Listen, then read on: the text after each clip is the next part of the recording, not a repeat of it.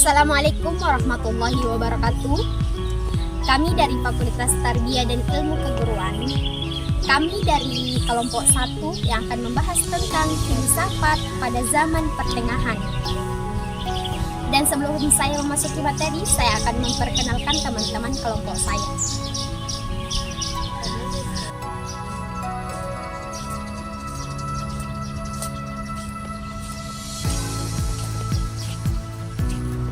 Saya kelompok 1 atas nama Nur Hakika. Saya atas nama Sartika Lestari. Saya atas nama Hartika.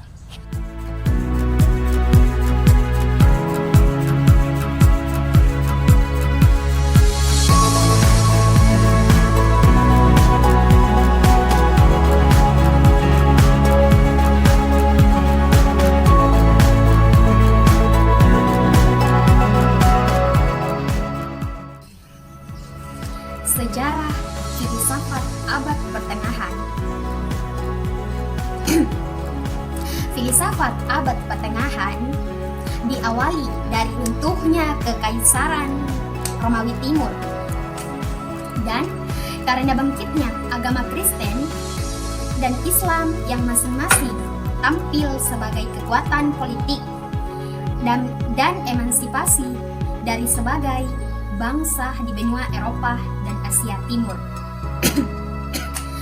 Perkembangan selanjutnya, gereja mendapatkan peluang yang besar untuk menentukan kemana jalan hidup manusia sebagai individu maupun sebagai warga negara.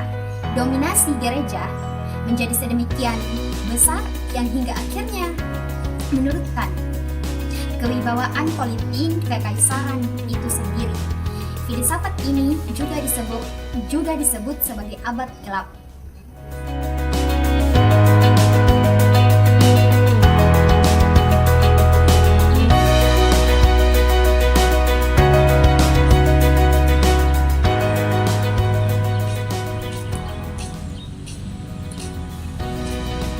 Masa awal merupakan masa kebangkitan pemikiran pada abad pertengahan setelah terjadi kemerosotan pemikiran pada masa sebelumnya yang disebabkan kuat dominasi oleh golongan gereja. Dan ini ditandai oleh pembentukan metode yang lahir karena adanya hubungan yang erat antara agama dan filsafat.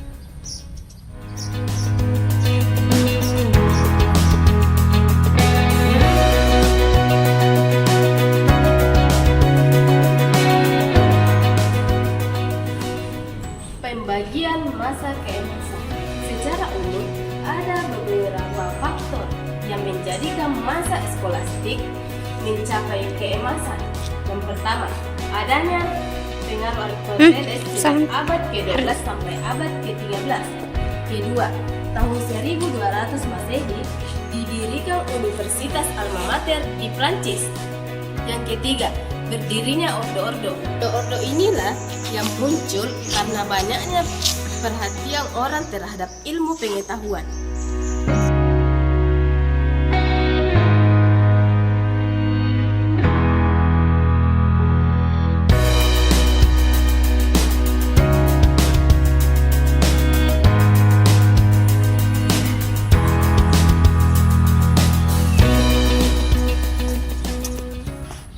Pembagian masa akhir. Pada akhir periode ini muncul seorang pemikir dari daerah yang sekarang masuk wilayah Jerman. Ia berpendapat bahwa ada 3 cara untuk mengenal, yaitu lewat indera, akal, dan intuisi. Dengan indera, kita akan mendapatkan pengetahuan tentang benda-benda berdasar yang tidak sempurna. Dengan akal, kita akan mendapatkan bentuk-bentuk pengertian yang abstrak berdasarkan tangkapan oleh indera. Dengan intuisi, kita akan mendapatkan pengetahuan yang lebih tinggi.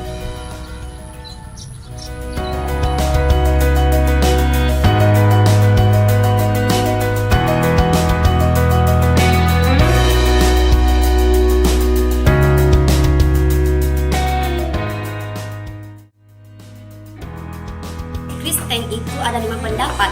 Pertama, Plotinus. Ia mengajarkan tentang ajaran Platonisme. Kedua, Augustinus menentang ajaran skeptisme. Ketiga, Boethius, penemu quadrium.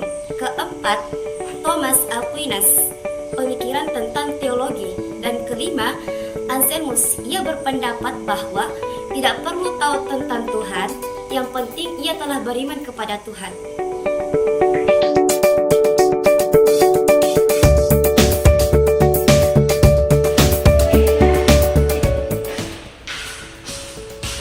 Periode skolastik Islam itu ada dua, yakni yang pertama Al-Farabi, filsafat kenegaraan. Kedua, Ibnu Sina di bidang kedokteran. Ketiga, Al-Ghazali, yaitu metafisika, ketika filosof. Keempat, Ibnu Rushd, yaitu tingkat kemampuan manusia tentang kodenya alam semesta. Dan yang kelima, Al-Fiqh, yaitu agama dan filsafat, metafisika, jiwa dan moral.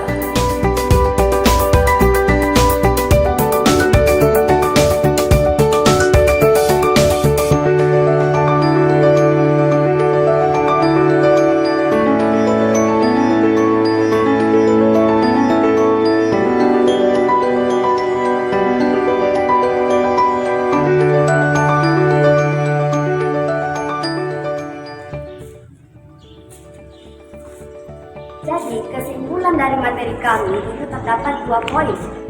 Pertama, filsafat abad tengah awalnya dari runtuhnya kekaisaran Romawi itu, dan karena bangkitnya agama Kristen dan Islam yang masing-masing tampil sebagai kekuatan politik dan emansipasi dari berbagai bangsa di benua Eropa dan Asia Kecil.